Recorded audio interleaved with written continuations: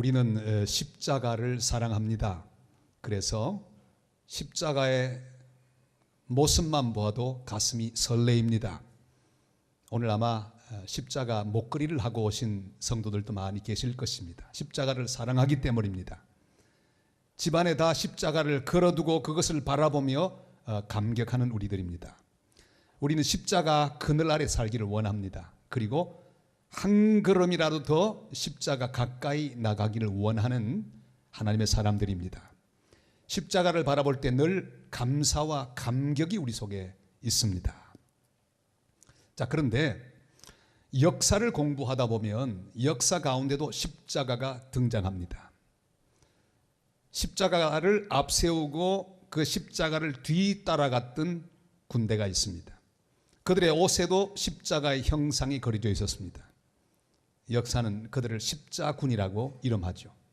이 이름은 여러 가지 이름으로 지금까지 사용됩니다. 캠퍼스 크루세이드 for Christ, CCC도 바로 거기서 이름이 나왔죠. 한국 대학생 선교회.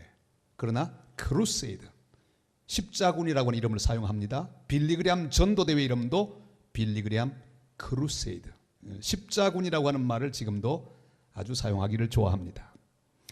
이 십자군 전쟁은 1095년부터 1456년까지 약 한 360년 동안 성지를 탈환하기 위해서 벌였던 기독교의 전쟁이었습니다. 그들은 십자가를 앞세웠습니다. 십자가가 그려진 옷도 입었습니다. 그러나 이 전쟁에는 문제가 많이 있었습니다. 교황 우르바누스 2세가 이 전쟁을 주창합니다. 수많은 사람들에게 말합니다. 성지를 탈환해야 한다. 그러나 그 마음 속에는 꿍꿍이 속이 따로 있었습니다. 교황권을 강화하기 위한 그런 목적이 있었습니다. 그뿐 아니라 그 당시 이 기사단들이 상당히 행패를 많이 부리고 다녔는데 그들의 힘을 쓸 수 있는 어떤 방향을 이 우르바누스 2세가 마련했다고들 역사가들이 말합니다. 그래서 교황이 말합니다. 참여하기만 하면 죄는 다 사함받을 수 있고 그뿐 아니라 구원받을 수도 있다. 더 놀라운 것은 이 전쟁 기간 동안에 이 교도들을 마음대로 죽여도 죄가 안 된다. 그리고 신분도 상승할 수 있고 땅도 얻을 수 있다.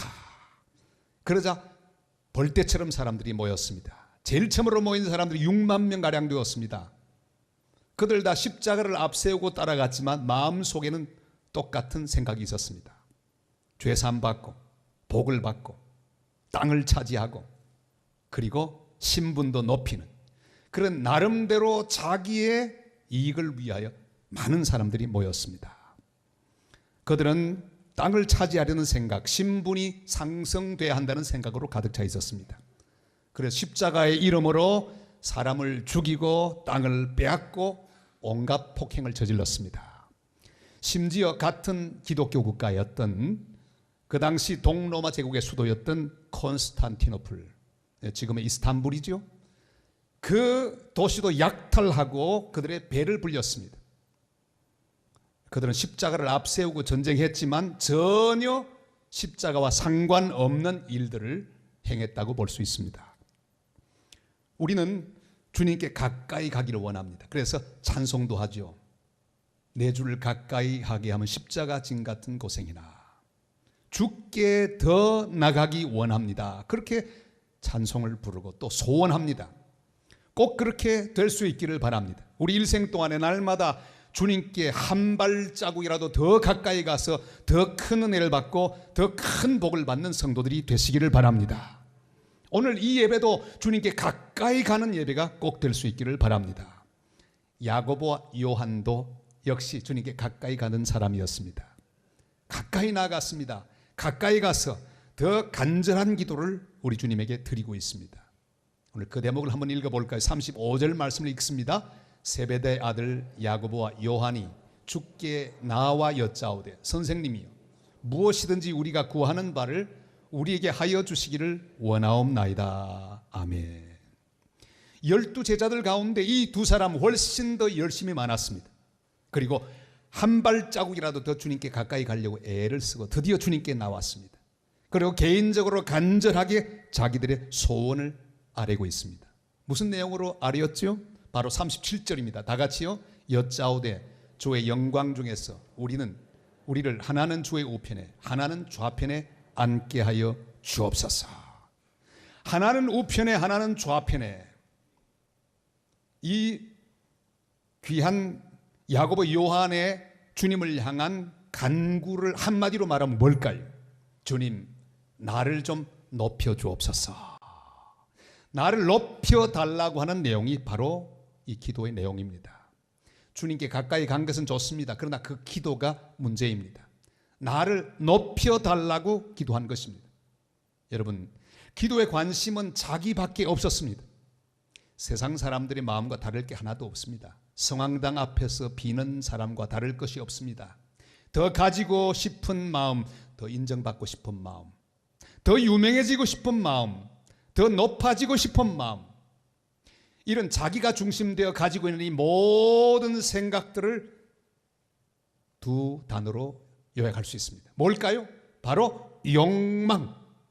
그렇습니다. 내가 중심이 되면 이 모든 것은 욕심이 되고 욕망이 될 수 있습니다. 요즘은 연비 좋은 차를 선호합니다. 1리터를 넣고 적어도 16km 이상은 갈 수 있는 차라야 앞으로 사랑받게 될 것입니다. 기름이 떨어져 가기 때문이죠. 그런데 욕망이라고 하는 이름의 전차, 이건 기름이 없어도 얼마나 잘 달리는지 몰라요. 욕망이라고 하는 이름의 차, 이것은 전혀 충전할 필요가 없습니다. 왜? 언제나 우리 속에 가득가득하기 때문이에요. 욕심과 욕망은 내 속에 늘 샘솟듯이 흘러나옵니다. 우리는 바디메오처럼 우물가의 여인처럼 당자처럼 주님 앞에 나와서 용서를 받고 치유함을 받고 은혜를 받았습니다.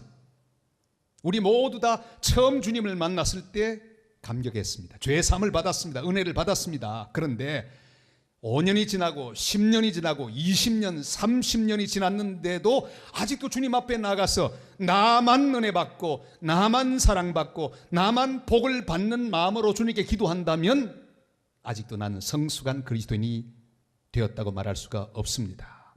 내가 높아지고 내가 더 많이 가지고 내가 더 잘 되는 것, 그것이 내 기도의 중심이 되면 곤란합니다.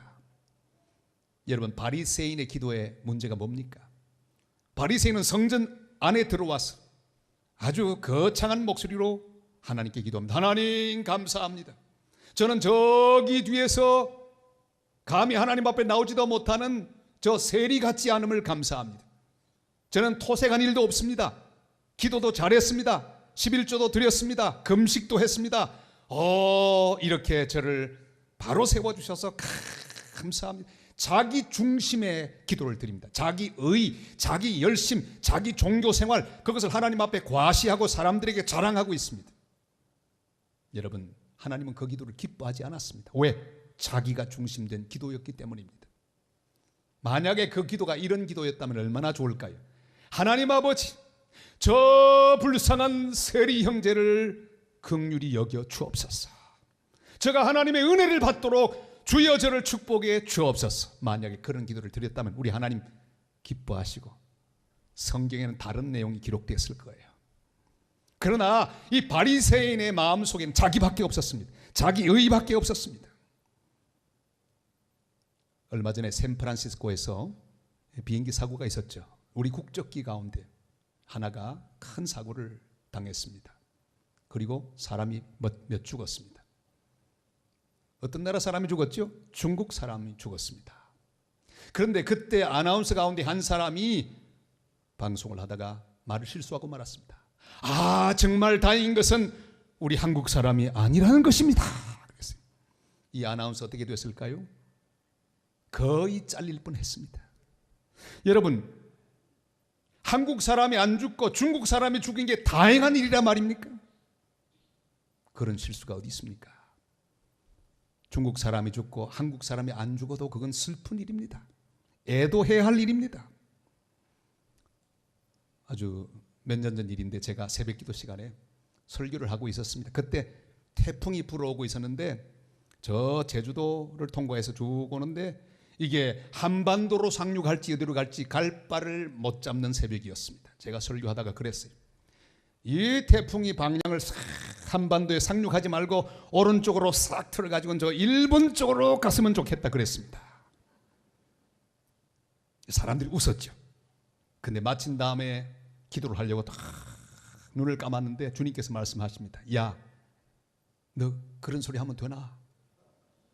일본에 가서 일본 사람들 태풍 가운데 죽으면 좋겠나? 하나님께서 제 마음속에 꾸짖으셨어요. 비록 일본 사람들이 역사적으로 이게 나쁜 일을 많이 하기는 했어도 그러나 우리가 긍휼히 여겨야 할 대상 아니겠습니까? 나 중심으로 기도하고 나를 비껴놨다고 태풍이 나를 지나갔다고 감사만 드린다면 아직도 성숙하지 못한 성도입니다. 다른 사람이 내 눈에 들어와야 합니다. 사랑하는 여러분, 나만 복을 받고 다른 사람이 어찌되었든 상관없는 것은 살아있는 기독교가 아닙니다. 우리 교회만 복을 받고 다른 교회 어찌되든 상관없는 것은 주님의 참된 교회가 아닙니다. 신앙생활이 아무리 오래됐고 아무리 열심히 있어도 자기밖에 모르는 그런 삶은 성숙한 신앙인이 아닙니다. 아무리 내가 가진 꿈이 거창하다고 해도 오직 자기만을 위한 꿈이라면 그것을 우리는 좋은 꿈이라고 말하지 않습니다. 야망, 일루전이라고 말하죠. 야심이라고 말합니다. 그러나 우리가 하나님 앞에서 다른 사람을 섬기기 위하여 하나님 영광을 위하여 큰 꿈을 가질 때 그것을 우리는 비전이라고 합니다. 우리 사랑하는 산성 식구들은 모두 다 비전의 사람들 되시기를 축복합니다. 나를 위하여 꿈꾸는 모든 것은 허황된 야망에 불과합니다. 그러나 사람을 더 섬기기 위하여 더 많이 나누기 위하여 하나님 영광을 위하여 가지는 놀라운 꿈, 그것을 우리는 비전이라 부르고 그 비전은 주님의 은혜 가운데 이루어지는 귀한 꿈이 될 줄로 믿습니다. 십자가는 바로 내 자아가 못 박히는 현장입니다. 나는 죽고 이웃이 살고 주님이 사는 장소가 십자가입니다. 내 욕망이 죽고 하나님과 이웃을 위한 비전이 잉태되는 곳, 그곳이 바로 십자가입니다. 그래서 십자가에는 내 욕망은 죽고 그 대신 욕망 대신에 욕망이 죽은 그 자리에 거룩한 부담이 탄생하게 됩니다. 여러분, 하나님 우리를 사랑하시기에 죄악에 빠진 우리를 바라보시면서 거룩한 부담을 가지셨습니다. 아유, 내 사랑하는 자녀들이 죄 때문에 멸망당하겠구나. 저걸 어떡하지? 그래서 주님 말씀하지 않습니까? 하나님이 세상을 이처럼 사랑하사 거룩한 부담을 가지시고 독생자를 주셨으니 이는 저를 믿는 자마다 멸망치 않고 영생을 얻게 하려 하심이니라. 우리 하나님 아버지의 거룩한 부담이 독생자 예수 그리스도를 보내는 거룩한 행동으로 나타났습니다. 우리 예수님 이 땅에 오셨습니다. 늘 거룩한 부담을 가지고 계셨습니다. 피곤하고 막 배가 고픈 시간인데도 주님은 수가성 우물가의 여인, 버림받은 여인, 남편 5 있던 여인, 그 여인을 볼 때 거룩한 부담이 생겼습니다. 저 영혼이 주님을 알아야 될 터인데, 구원받아야 될 터인데, 그래서 다가가서 복음을 전하고 그를 살려주셨습니다. 나사로의 무덤 앞에서 거룩한 부담을 가지고 주님은 우셨습니다. 그 형제들이 슬피 우는 것, 자매들이 슬피 우는 것, 이웃들이 슬피 우는 것 보고 주님은 거룩한 부담을 가지셨습니다. 그리고 그를 기어이 살려주셨습니다. 십자가 위에서도 주님은 거룩한 부담감으로 십자가에 못 박고 있는 사람들, 모욕하는 사람들, 욕하는 사람들을 바라보며 그들을 위하여 기도하셨습니다. 아버지, 저들의 죄를 용서하여 주옵소서. 사람들이 예수님을 왕으로 세우려고 할 때가 많았습니다. 오병이어의 기적이 끝나고 베세다 광야에서 예수님을 왕으로 섬기려고 할 때 주님은 피하셨습니다. 그러나 십자가는 스스로 취하셨습니다. 여기 바로 주님의 거룩한 부담이 나옵니다. 38절 말씀, 우리 다 같이 읽을까요? 예수께서 이르시되 너희는 너희가 구하는 것을 알지 못하는도다. 내가 마시는 잔을 너희가 마실 수 있으며 내가 받는 세례를 너희가 받을 수 있느냐. 아멘. 예수님 우리 모든 사람들의 죄를 대신 지시고 십자가에 죽으시기 위해 늘 부담을 가지고 계셨습니다. 자아를 버리고 자신의 생각을 버리고 하나님의 뜻을 행하기 위하여 주님은 늘 부담을 가지고 계셨습니다. 45절에 이렇게 말씀하죠. 이것은 주님의 부담을 한마디로 요약한 말씀. 다 같이요. 인자가 온 것은 섬김을 받으려 함이 아니라 도리어 섬기려 하고 자기 목숨을 많은 사람의 대속물로 주려 함이니라. 아멘. 섬김 받는 것이 아니라 섬기기 위한 부담감이 있었습니다. 죽기 위한 부담감, 다른 사람을 살리기 위한 부담감, 이것이 바로 우리 주님의 거룩한 부담감이었어요. 아닥사스다 왕의 신하로 부족함이 전혀 없었던 느헤미야, 자기 혼자 행복하게 살 수 있었습니다. 그러나 조국 예루살렘 성의 황폐를 보고 부담감을 가졌던 느헤미야, 기어이 성을 중건합니다. 왕 앞에서 안색이 좋지 못했습니다. 왜? 부담이 있었기 때문에. 먹을 것이 없는 부담이 아닙니다. 출세 못한 부담이 아닙니다. 자기 조국 민족을 위한 그런 부담이었어요. 왕이 묻습니다.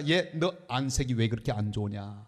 폐하, 사실은 제 조국 예루살렘 성이 다 무너져 있습니다. 저를 보내셔서 중건하게 하옵소서. 거룩한 부담을 가졌던 그를 통하여 예루살렘 성은 중건되었습니다. 왕후로 자기의 자리를 가지고 문제없는 삶을 살았지만은 자기 민족 수산성의 이스라엘 민족이 다 죽게 된 상황에서 에스더는 거룩한 부담감을 가졌습니다. 그리고 왕 앞에 나아갑니다. 죽으면 죽으리라 하고 왕 앞에 나아가 민족을 위하여 간구함으로 기어이 민족을 살렸습니다. 바벨론의 총리 대신이 된 다니엘, 그는 개인적으로 부족한 것이 하나도 없었습니다. 지위가 있고 돈이 있고 명예가 있었습니다. 그러나 그의 마음속에 거룩한 부담이 있었어요. 조국을 회복시켜야 한다는 부담. 그래서 하루에 3번씩 예루살렘으로 난 창을 열고 기도합니다. 그러다가 사자굴 속에 던져짐을 당하기도 합니다. 거룩한 부담을 가졌던 그의 그 거룩한 마음 때문에 하나님의 역사는 진행되었습니다. 이사야가 성전에서 기도하다가 주님의 음성을 듣습니다. 누가 우리를 위하여 갈꼬? 그때 이사야는 대답합니다. 거룩한 부담감으로 대답합니다. 주여, 내가 여기 있사오니 나를 보내소서. 그랬어요. 26살 나는 모든 것이 준비된 젊은이, 모든 공부를 마치고 기술을 가지고 앞길이 창창한 젊은이, 그가 하나님의 종 목사가 되었습니다. 큰 교회 청병을 받았습니다. 드디어 회신을 하기 위해서 우체통에 회신 편지를 넣습니다. 이제 귀교회의 초청을 받아들이겠습니다. 보내려고 하는데 하나님의 음성이 들려옵니다. 한국은 어떡할래? 또 집어넣으려고 하는데 한국은 어떡할래? 부담이 생겼습니다. 그리고 그 편지를 찢어버리고 말았어요. 그리고 한국에 왔습니다. 1885년 4월 5일 인천에 도착했습니다. 그리고 하나님의 교회 세웁니다. 연세대학을 세우고 세브란스 병원을 세우고 세문안교회를 세우고 하나님의 거룩한 역사를 이루는 복된 선교사가 되었습니다. 바로 언더우드 선교사. 보십시오, 얼마나 젊었나. 26살. 그는 거룩한 부담을 가지고 복음을 위하여 이 땅까지 와서 그의 일생을 다 바쳤습니다. 그의 아들, 손자 몇 대를 걸쳐서 우리 한국을 섬기는 놀라운 부담감을 가진 가문이 되었습니다. 저도 한국 목회를 하다가 선교에 대한 부담감을 하나님이 주셨습니다. 그리고 부흥하고 있던 그 교회 주님 앞에 맡기고 주님 앞에 응답하며 땅끝 칠레까지 갔습니다. 주님의 부담감, 이것은 도저히 끌 수 없는 불입니다. 복음을 전하고 선교하지 않으면 안 되겠다고 하는 부담감을 계속 주셨는데 이것은 거룩한 부담감이었어요. 그 부담감을 따라 복음을 전할 때 많은 영혼들이 주님 앞에 돌아왔습니다. 그리고 다시 주님이 저를 한국으로 보내주셨는데 부담감을 주셨습니다. 어떻게 하든지 교회의 본질이 되는 선교가 중심되는 교회, 선교 지향적인 교회, 그 교회를 위한 거룩한 부담감을 주시고 온 성도와 더불어 이 부담감을 가지고 기도하고 헌신하는 가운데 하나님의 교회 산성교회는 81호까지 선교사를 보내고 온 성도가 세계 모든 열방을 가슴에 품고 선교하는 아름다운 교회가 된 줄로 믿습니다. 주님이 주신 거룩한 부담감 때문입니다. 견딜 수 없는 부담입니다. 영혼을 향한 부담감, 죽어가는 민족을 향한 부담감, 복음을 향한 부담감, 이것은 성령이 우리에게 주시는 거룩한 마음입니다. 그래서 우리는 전도합니다. 그래서 우리는 선교합니다. 그래서 우리는 지금도 하나님의 음성대로 움직이는 삶을 살고 있습니다. 사랑하는 여러분, 전도에 대한 부담감을 가져야 합니다. 이번에 명절에, 추석 귀한 명절에 친척들을 만나면 믿지 않는 친척을 향한 거룩한 부담을 가지고 그들에게 복음을 증거하는 좋은 기회가 될 수 있기를 바랍니다. 섬김에 대한 부담을 가져야 합니다. 남에게 섬김을 받게 되시거든 부담스러워 하시기를 바랍니다. 주님이 그렇게 하셨던 것처럼 내가 섬겨야 되는데 누가 나를 막 섬겨주거든 편안하게 섬김을 받지 말고 부담스러워 하시기를 바랍니다. 저를 한번 따라 할까요? 이게 아닌데. 그냥 섬김 받는데 익숙해지면 곤란합니다. 이게 아닌데. 우리 주님 섬김 받지 않으셨는데, 섬기셨는데, 제자의 발을 씻으셨는데 이게 아닌데. 남보다 자리가 높은 자도 부담스러워야 합니다.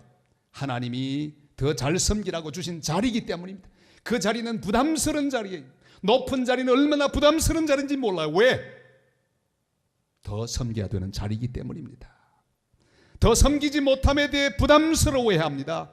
남보다 더 많이 가진 자도 부담스러워해야 합니다. 더 많이 나누어야 할 텐데, 더 많이 섬겨야 될 텐데, 이런 부담이 마음속에 있을 때 그 모든 가진 것마저도 하나님 나라를 위해 쓰임받는 도구가 될 수 있을 것입니다. 넘치는 건강이 있었습니까? 요즘요 건강 자랑하는 사람 많습니다. 아프다고 하는 사람도 많지만은요 하도 건강을 잘 챙기니까 건강 자랑 얼마나 많이 하는지 몰라요. 나는 뭐 마라톤 풀코스를 뭐 5번 완주했다고, 다리가 튼튼하다고, 근력이 굉장하다고, 내 신체 나이는 내가 30대밖에 안 된다고. 여러분 자랑하지 마세요. 그 자랑할 게 아닙니다. 그게 부담입니다. 건강했다면 그건 부담이에요. 건강하면 이 건강 가지고 내가 얼마나 많이 이웃을 섬기며 하나님을 위하여 일했던가, 건강마저도 부담으로 받는 하나님의 사람들이 되실 수 있기를 바랍니다. 남들보다 재능이 많으십니까? 자랑하지 마시고 부담스러워 하십시오. 이 재능을 가지고 내가 하나님께 얼마나 많이 섬겼느냐, 이웃을 위하여 내 재능 얼마나 섬겼느냐, 부담스럽게 생각할 수 있기를 바랍니다. 어떤 목사님의 글을 읽었습니다. 이런 글이었어요. 모야 병을 앓고 있는 15세 소녀의 투병기를 지켜보다가 나는 울었다. 건강한 것은 축복이 아니라 거룩한 부담이다. 두려운 사명임을 깨닫는다. 곰팡이 냄새나는 지하교회 서너 명 교인이 전부인 새빵교회에서 월세 내는 나를 두려워하는 미자립교회가 존재하는 한 더 이상 크고 웅장한 건물은 성공이 아니다. 부담이다. 사명이다. 뼈까지 달라붙는 쇠꼬챙이 같은 몸을 하고 목마른 눈초리로 쳐다보는 아프리카 검은 대륙에 저 어린 것들이 있는 한 하루 세 끼 또박또박 먹는 것은 더 이상 복이 아니다. 부끄러움이다. 잘 먹게 해주셔서 감사하다고 기도할 일이 아니다. 잘 먹게 되어 죄송하다고, 우리만 잘 먹은 게 못내 죄송하다고, 내가 가진 것을 나눌 수 있는 용기를 달라고 기도해야 한다. 누군가에게 빚을 지고 지금껏 살아왔다. 이 빚을 갚기 위해 뼈를 깎아 보석을 만들고 기도와 헌신으로 내 영혼을 맑게 헹궈야 한다. 사랑하는 자식을 잃고 가슴 아파 울고 있는 교우가 있는 한 더 이상 내 자식이 건강하게 자라는 게 복이 아니다. 남들보다 앞서고 칭찬거리 많은 게 자랑이 아니다. 입 다물고 겸손히 그분의 은혜를 기억해야 한다. 이제 우리는 두려운 마음으로 허리를 굽히고 무릎을 꿇어야 한다. 사랑하는 성도 여러분, 내가 건강하고 잘되고 부자 되는 것만이 복이라고 생각한다면 그것이 바로 번영신학입니다. 나만 잘되고 나만 복받고 나만 높아지고 내 기분만 좋아지는 것에 관심이 있으면 그것이 바로 기복신앙입니다. 더 가지고 더 올라가고 더 유명해지려는 것이 다 욕심입니다. 그러나 우리도 예수님처럼 다른 사람을 섬기고 구원하기 위해 거룩한 부담을 가지고 살아가실 수 있기를 바랍니다.